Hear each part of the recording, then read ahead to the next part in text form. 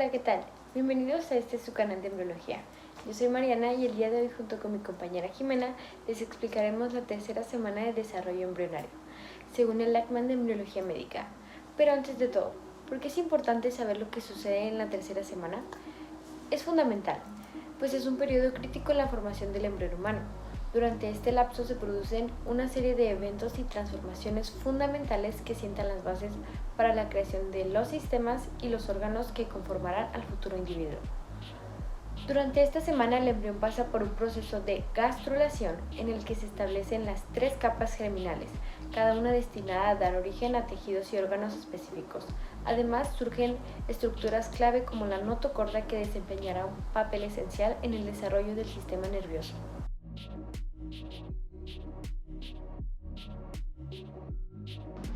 En el video del día de hoy vamos a explorar con mayor detalle todos los acontecimientos que son más destacados de esta tercera semana de desarrollo embrionario. Esto para revelar la extraordinaria complejidad y precisión del proceso del desarrollo humano desde todas sus etapas y en este caso desde las etapas más tempranas. Muy bien, comenzaremos con la gastrulación. Este va a ser el proceso en el que se establezcan las 3 capas germinales en el embrión, que son el ectodermo, mesodermo y endodermo. La gastrulación va a comenzar cuando aparezca la estría primitiva en la superficie del epiblasto. Esta se irá definiendo gradualmente conforme el paso del tiempo. Aproximadamente a partir del día 15 o 16 será visible, y en la cual en el extremo cefálico se ubicará el nodo primitivo que circundará o rodeará a la fosita primitiva. Además tendremos las células prenotocordales, las cuales se van a extender en sentido lateral y en sentido craneal, así forman la placa perocordal. Este proceso es controlado por el factor de crecimiento de fibroblastos. Dicho esto, las células del epiblasto van a adquirir un tipo de configuración que se permitirá que se desprendan del mismo y se deslicen debajo de él. Esto es conocido como invaginación. Bueno, como ya lo mencionamos antes, el factor de crecimiento de fibroblastos va a controlar el movimiento y la migración de las células. Esto lo va a hacer mediante la pérdida de una proteína llamada E-caderina. Después de esto, algunas de estas células se van a desplazar al hipoblasto, lo que va a dar origen al endodermo embrionario, mientras que otras células se van a situar entre el epiblasto y el endodermo, que va a ser recién creado para constituir al mesodermo, que es la segunda capa germinal. Las células que permanecieron en el epiblasto van a constituir al ectodermo. Por lo tanto, el epiblasto, mediante el proceso de gastrulación, va a ser la fuente de todas las capas germinales y por lo tanto también dará origen al resto de los tejidos, sistemas y órganos del embrión. Dicho esto, entonces ya tenemos nuestras 3 capas germinales: el ectodermo, que permanece, el mesodermo, que son los que se imaginan entre el hipoblasto y el epiblasto, y el endodermo, que son los que se desplazan hacia el hipoblasto. Aunque me gustaría mencionar que pueden surgir diversas complicaciones relacionadas en esta etapa, pues la gastrulación misma puede ser interrumpida por anomalías genéticas y factores tóxicos. En la disgenesia caudal o sirenomelia, la cantidad de mesodermo es insuficiente en la región caudal del embrión, debido a que este mesodermo contribuye a la formación de las extremidades inferiores, el sistema urogenital y las vértebras lumbosacras. Las personas afectadas pueden mostrar defectos diversos, entre ellos hipoplasia, fusión de extremidades inferiores, anomalías vertebrales, agenesia renal, ano imperforado y anomalías de los órganos genitales, aunque también hay tumores que se dan por unos cúmulos de células pluripotenciales que son conocidos como teratomas sacrococcígeos, que a menudo contienen tejidos derivados de las 3 capas germinales. Este es el tumor más común en neonatos, con una frecuencia de 1 en 37.000. Las células prenotocordales se van a extender en un sentido lateral y craneal hasta antes de la membrana orofaringea. Esto a través del nodo primitivo. y estas se van a desplazar hasta alcanzar la placa precordal. Estas células prenotocordales se van a intercalar en el hipoblasto, de modo que por un periodo breve de tiempo la línea media del embrión va a estar constituida por dos capas. Estas van a estar compuestas por el hipoblasto y la placa precordal. Y esto lo vamos a denominar como la placa notocordal. Después, las células del endodermo van a establecer un cordón sólido de células. Esta será llamada la notocorda definitiva. Ahora, ¿cuál es la importancia de esta notocorda? Bueno, pues esta va a ser el centro de señalización para la inducción del esqueleto axial. La notocorda primero se va a extender en el extremo craneal y luego va a iniciar la región caudal. Y en dirección caudal va a dirigirse hacia la foseta primitiva, donde va a generarse una muesca denominado el conducto neuroentérico. Este conecta la cavidad amniótica con el saco vitelino. La membrana cloacal se forma en el extremo caudal del disco embrionario. Esta membrana, cuya estructura es similar a la de la membrana orofaringea, está conformada por células ectodérmicas y endodérmicas en unión estrecha, sin que exista mesodermo. Cuando se establece la membrana cloacal, la pared posterior del saco vitelino va a formar un divertículo pequeño que se extiende hacia el interior del pedículo de fijación.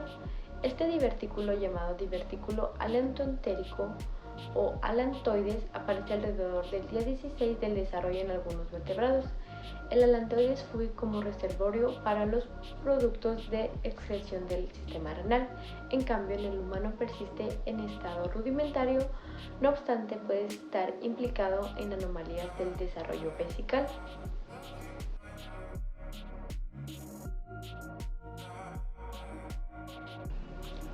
Se forman ejes corporales, que son el anterior, posterior, el dorsoventral y el izquierdo-derecho. El establecimiento de estos ejes corporales, que son el anterior, posterior, dorsoventral, izquierda-derecha, va a ocurrir en una fase temprana de la embriogénesis y puede iniciar en fases tardías de la mórula o del blastocisto. En la etapa del blastocisto, el eje anteroposterior ya va a quedar establecido y las células destinadas a formar el endodermo visceral anterior después van a migrar. En esta etapa, las células del endodermo visceral anterior expresarán factores de transcripción, además factores Cerberus y Left, quienes van a inhibir al factor nodal. Esto provocará que el endodermo visceral anterior forme la región cefálica, es decir, que forme la región anterior. Una vez que se forma la línea, nodal genera una regulación positiva de genes responsables de la formación del mesodermo dorsal y ventral, así como de las estructuras del eje cráneo-caudal.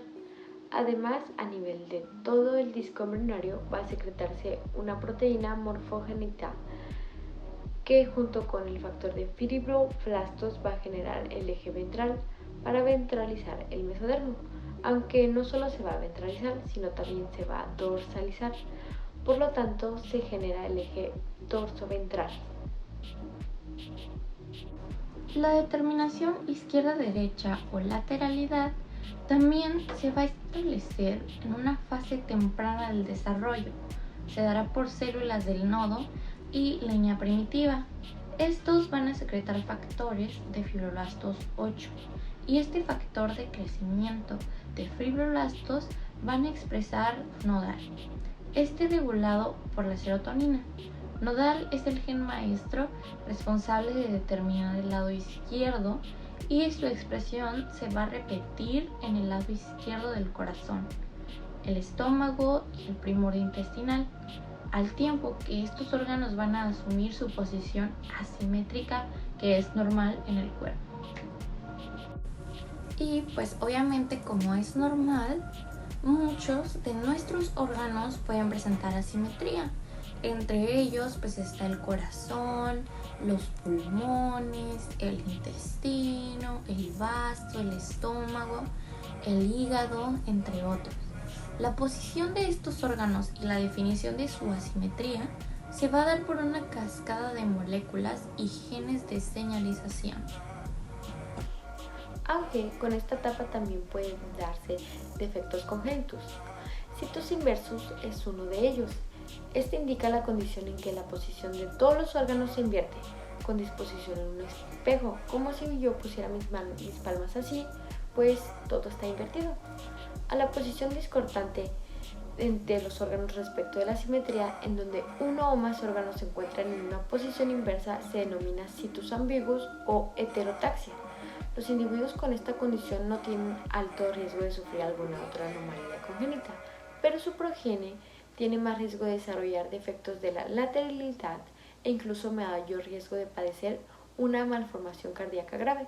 En contraste, los pacientes con heterotaxia están más expuestos a otros defectos congénitos, entre ellos malformaciones de la línea media como defectos del cierre del tubo neural, paladar hendido, atresia anal y otras. Además, el 90% de estos individuos presenta defectos cardíacos congénitos muy complejos. En la tercera semana va a aparecer el esbozo de los vasos sanguíneos y de las células sexuales, además de que se comenzará a desarrollar la placenta. El embrión medirá aproximadamente 2 milímetros y va a seguir teniendo la apariencia de un disco ovalado plano, aunque este ya va a poseer 3 capas de tejido, que son el endodermo, ectodermo y mesodermo, por lo que a este se le va a denominar disco embrionario trilaminar. El disco embrionario, en un principio plano y casi redondo, se va a elongar de forma gradual y adquirirá un extremo craneal ancho y uno caudal angosto. La expansión del disco embrionario va a suceder en la región craneal. La región de la línea primitiva conservará el mismo tamaño. La invaginación de las células superficiales por la línea primitiva y su migración van a continuar hacia el final de la cuarta semana. En esta fase, la línea primitiva mostrará cambios propios de la regresión, o sea, va a perder tamaño con gran rapidez y pronto desaparecerá.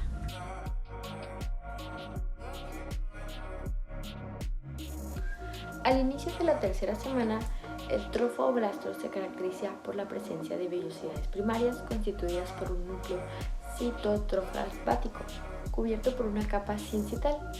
En su desarrollo posterior, células mesodérmicas invaden el núcleo de las vellosidades primarias y crecen hacia la decidua. La estructura recién formada se conoce como vellosidad secundaria.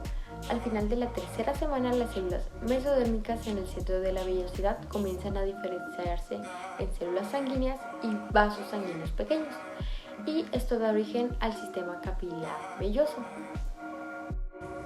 Ahora, antes de irme, me gustaría mencionarles lo más importante que ocurrió durante esta tercera semana, incluyendo la formación de las 3 capas germinales que sabemos que son el ectodermo, mesodermo y endodermo. Estos se dan en la región de la cabeza. Y el proceso va a continuar formando estas capas germinales en regiones más caudales del embrión, hasta el final de la cuarta semana. La diferenciación de tejidos y órganos ha dado inicio y avanzará en sentido cefalocaudal, al mismo tiempo que la gastrulación va a continuar. La aparición de la notocorda, que va a desempeñar un papel fundamental en el desarrollo del sistema nervioso. Para concluir este video, va a ser importante establecer la importancia de esta semana, pues como vimos, suceden procesos cruciales para el desarrollo del embrión, y en caso de que estos no se dieran de forma óptima o ideal, también podemos ver que puede resultar en defectos congénitos u otro tipo de condiciones. La tercera semana de desarrollo del embrión es un periodo crítico en la formación del embrión humano, pues como vimos, durante esta semana se producen eventos clave que establecen las bases para la futura estructura y función del organismo en desarrollo. Y el fin de este video es educar acerca de la tercera semana de desarrollo embrionario y orientar a aquellos que busquen informarse sobre este capítulo del libro de embriología. También que las personas conozcan un poquito más de todo lo que ocurrió para que hoy en día se encuentren aquí. Y esto sería todo por nuestra parte. Muchísimas gracias por vernos. Nos vemos la próxima. Bye.